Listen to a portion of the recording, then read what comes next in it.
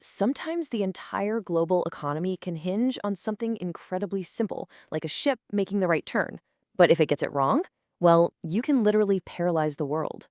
So picture this, March 23rd, 2021. This enormous container ship, the Ever Given, this thing is as long as 4 football fields. It gets wedged completely sideways in the Suez Canal. At first, it just seemed like a bizarre accident. But within just a few days, the entire world got a brutal reality check about how much we all depend on one single, narrow strip of water. And the price tag for this mistake? An absolutely staggering $9.6 billion. But here's the crazy part. That wasn't for the whole week it was stuck there. Nope, that was the cost for every single day the canal was blocked. And the ripple effects were immediate. Suddenly, the supply chains for pretty much everything, from your morning coffee to the computer chips needed for new cars, they just ground to a halt. And that's how many ships were just left stranded, stuck in this massive floating traffic jam. This one incident pulled back the curtain and revealed a pretty terrifying truth. Our global economy is hanging by a very, very thin thread. The whole Ever Given situation is a perfect, almost textbook example of a physical choke point. But it also sets the stage for a much bigger and, frankly, much more invisible story about who really controls the flow of the world's resources. You see, here's the thing about power in the 21st century. It's not really about owning the source of a resource anymore. The real power, it's about controlling the narrow points in the supply chain, the bottlenecks, the choke points that every single resource has to pass through to get to us.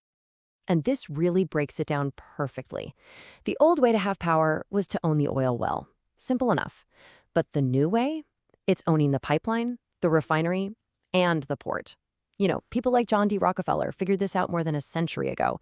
He knew that real, lasting control comes from owning the infrastructure, not just the raw material itself. Now, this isn't some brand new idea, but it has definitely evolved and gotten way more intense. It started with financial control, like the London Metal Exchange way back in 1877. Then you had the infrastructure control, like Rockefeller's monopoly on transport. Then, in the 90s, when the USSR collapsed, traders like Glencore swept in and took control of logistics. And today?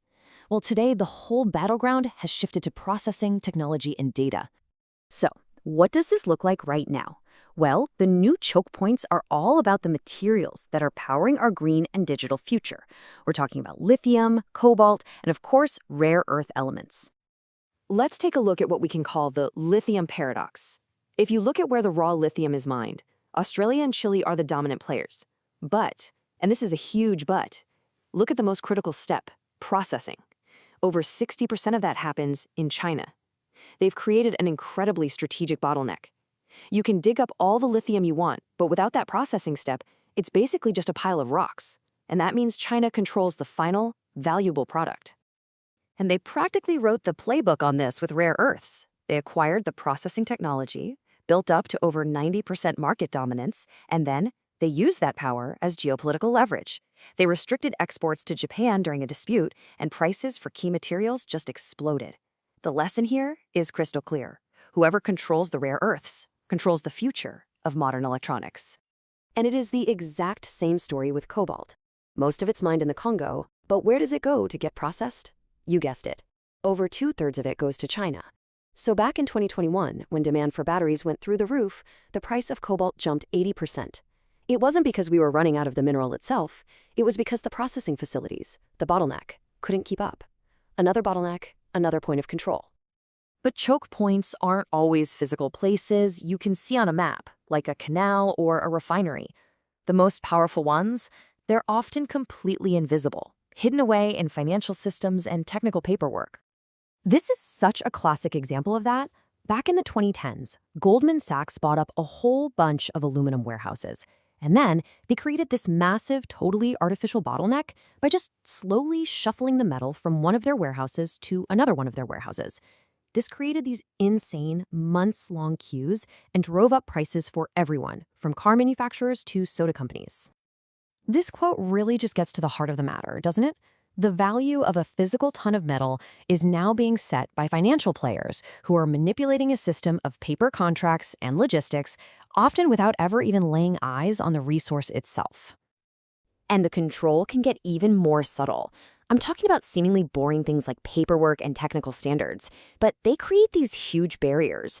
Something as simple as different-sized railway tracks acts as a costly choke point. Slapping a green certification on something can instantly add a 20% premium. And owning a single patent can give you control over an entire industry. So what does all of this mean for us? Well, it means that this super intricate web of choke points, both the physical ones and the invisible ones, makes our hyper-efficient global system incredibly fragile. And that brings all the risk right to our doorstep. Let me pose a question that really gets to the heart of this vulnerability. How is it possible that something as simple as a lack of rain in a tropical forest can throw global trade into complete chaos? Well, in 2023, a historic drought hit Panama. This lowered the water level in the lake that feeds the Panama Canal, forcing authorities to drastically slash the number of ships they allowed through. The result? A massive backup and a 300% spike in shipping costs for everything from American grain to Chilean copper, all because of a lack of rain. And this is exactly why this matters to you. The price of your phone is tied to cobalt processing in China. The cost of your next car is affected by an aluminum warehouse scheme in Detroit. And the price of your coffee? Well, that can be dictated by the water level in a canal thousands of miles away. All of this really forces us to ask one critical question. In a world that's completely defined by these hidden bottlenecks and these fragile supply lines, what do you think is the single most vulnerable link in the entire chain?